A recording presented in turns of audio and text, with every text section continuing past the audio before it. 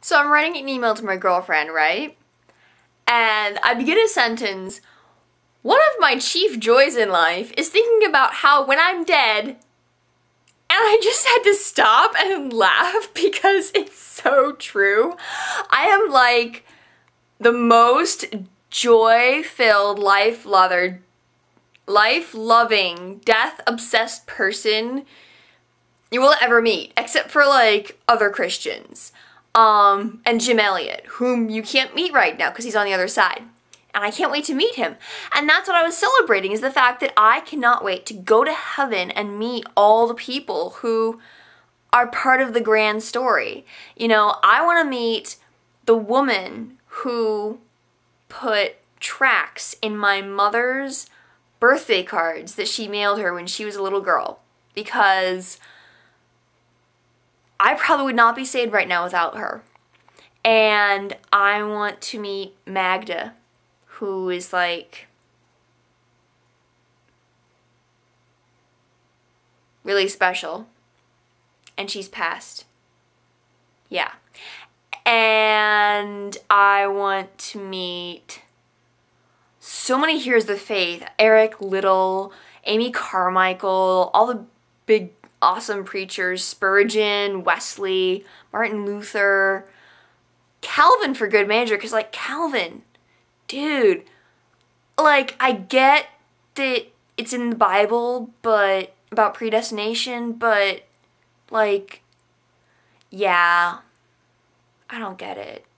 Although some. I have to tell you about particles and waves of light sometime in predestination, because that's all really amazingly cool. But yeah, I want to meet all really cool people that are up there, and one of the chief joys of life is also going to be, one of the chief joys of life in heaven is going to be meeting all the people that your life impacted.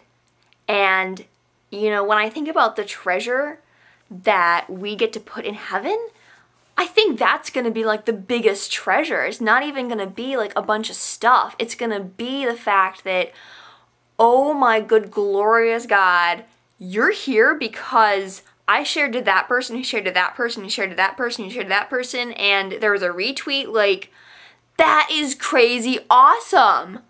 So, yeah, I threw the retweet in there because I've met 2 people now via retweet, and it's literally been God directing my click steps. Like, I think that is crazy cool. And both Sarah Faith and Jolly Holly Schke,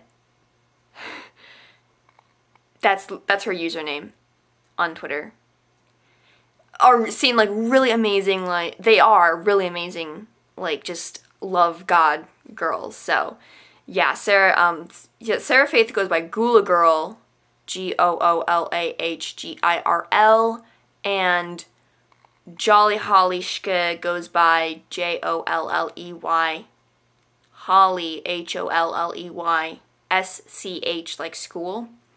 Made me cross-eyed typing it out when I was sharing her blog post. She just shared a blog post about accidentally stealing a book, taking a book, walking out with a textbook from the school campus bookstore, and it's absolutely hilarious. And then her post right after that is her Facebook stalker song about how when she feels scared and wants to hide, she goes and reads everything possible on Facebook.